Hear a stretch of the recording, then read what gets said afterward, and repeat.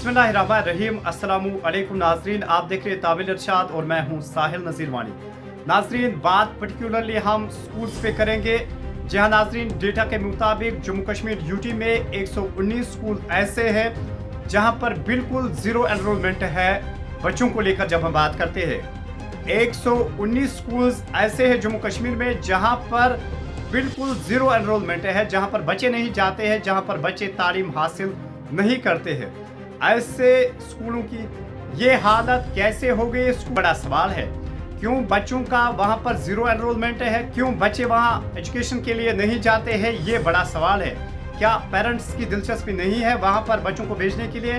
क्या वजूहात रहे कि ऐसे जम्मू कश्मीर में 119 स्कूल्स ऐसे हैं जहां पर बिल्कुल इस वक्त ज़ीरो एनरोलमेंट है डेटा के मुताबिक।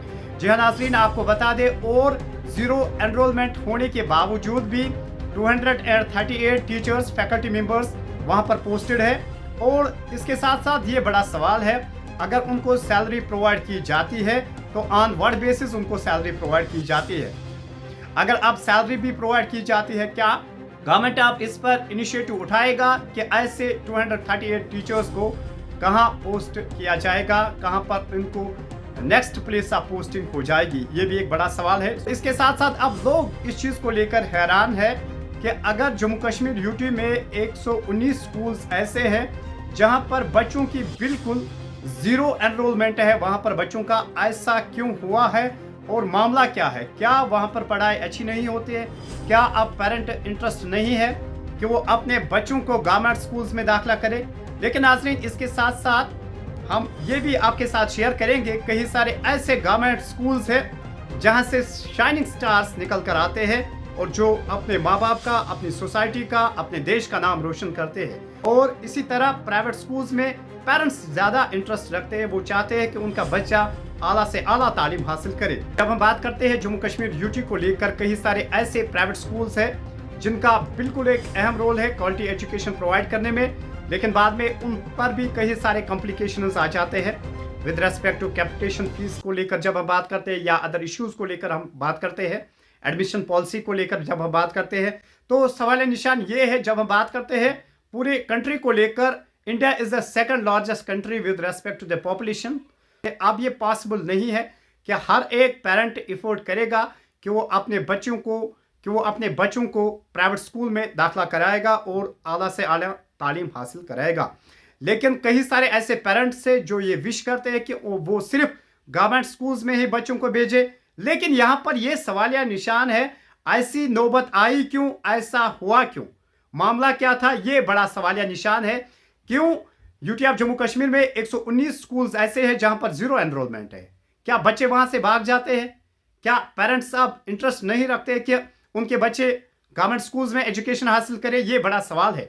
इसी तरह नाजरीन, जब हम बात करते हैं 2024 में 4400 स्कूल्स ऐसे थे जहां पर लो एनरोलमेंट था और स्कूल्स को क्लोज करना पड़ा। आपको बता दें, जब हम डेटा पर नजर डालते हैं, इन जुलाई 2024 जुलाई 2024 में 24,117 स्कूल्स गवर्नमेंट स्कूल्स फंक्शन कर रहे थे, लेकिन उनमें से भी उस टाइम भी 4,394 स्कूल्स को डिलीट करना पड़ा यूडाइस से, unified district information system for education से डिलीट करना पड़ा। ये तो बड़ा अफसोसनाक मामला है, जहां पर हम देख रहे हैं मर्ज का सिलसिला जारी है, डिलीशन का प्रोसेस जारी है।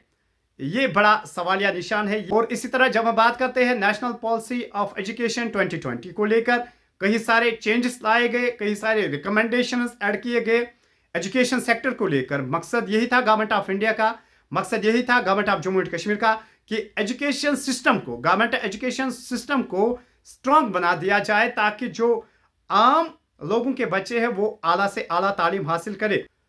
इसी तरह जब हम बात करते हैं जुलाई 2022 को लेकर, एजुकेशन डिपार्टमेंट ऑफिशियल डेटा के मुताबिक एजुकेशन डिपार्टमेंट का यही कहना था कि 720 स्कूल्स को मर्ज किया जाएगा जहां पर ऑलरेडी लो एनरोलमेंट है या जहां पर एनरोलमेंट जीरो की तरफ जा रहा है।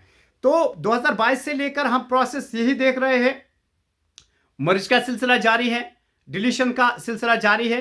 एक तरफ एजुकेशन सिस्टम को स्ट्रांग बनाने की कोशिश जारी है, लेकिन दूसरी तरफ जम्मू कश्मीर में इस वक्त 119 स्कूल्स ऐसे हैं जहां पर जीरो एनरोलमेंट है, जहां पर बच्चे नहीं आते हैं। जब हम बात करते हैं गवर्नमेंट प्राइमरी स्कूल्स को लेकर 30% अब रिड्यूस हो रहा है गवर्नमेंट प्राइमरी स्कूल्स की जब हम बात करते हैं। और नाज़रीन आपको बता दें ऑफिशियल डेटा के मुताबिक जब हम बात करते हैं गवर्नमेंट प्राइमरी स्कूल्स को लेकर 12,977 गवर्नमेंट प्राइमरी स्कूल्स ऑलरेडी थे, मौजूद फंक्शनिंग में थे, लेकिन मर्ज करने के बाद अब 8,967 प्राइमरी स्कूल्स ही फंक्शनल है। तो यहाँ पर हम ये देख रहे हैं प्रोसेस क्या नजर आ रहा है हमें, डिलीशन का प्रोसेस हमने देखा है। यूडाइस से स्कूल्स, कई सारे स्कूल्स डिलीट होते जा रहे हैं। और इसी तरह जब हम बात करते हैं प्राइमरी स्कूल्स को लेकर, गवर्नमेंट स्कूल्स को लेकर, वहां पर जो एनरोलमेंट है वो लो जा रहा है। क्यों जा रहा है लो, वो बड़ा सवाल है। सिमिलरली 392 मिडिल स्कूल्स जिनमें एक हायर सेकेंडरी लेवल स्कूल भी था, उनको भी डिलीट करना पड़ा यूडाइस से, unified district information system for education से। यूडाइस से उनको डिलीट करना पड़ा। क्यों डिलीट करना पड़ा, वो बड़ा सवाल है। तो ये बड़ा सवालिया निशान है, आखिर ऐसा क्यों करना पड़ता है? क्या बच्चे सेटिस्फाई नहीं है? क्या पेरेंट्स सेटिस्फाई नहीं है? ये सवालिया निशान है। ऐसी नौबत आई क्यों जहां पर एनरोलमेंट कम हो रहा है? ये बड़ा सवाल है इस वक्त। जब हम बात करते हैं minister of state for education, उनके लिए बड़ा सवाल है, मौजूदा हुकूमत के लिए ये बड़ा सवाल है। वो कैसे इस सिचुएशन को टैकल करेंगे? डायरेक्टर स्कूल एजुकेशन कश्मीर इस सिचुएशन को कैसे टैकल करेंगे? ये बड़ा सवाल है। तो नाजरीन सभी दोस्तों का बहुत बहुत शुक्रिया हमारे साथ जुड़ने के लिए। Thank you very much and thanks for watching.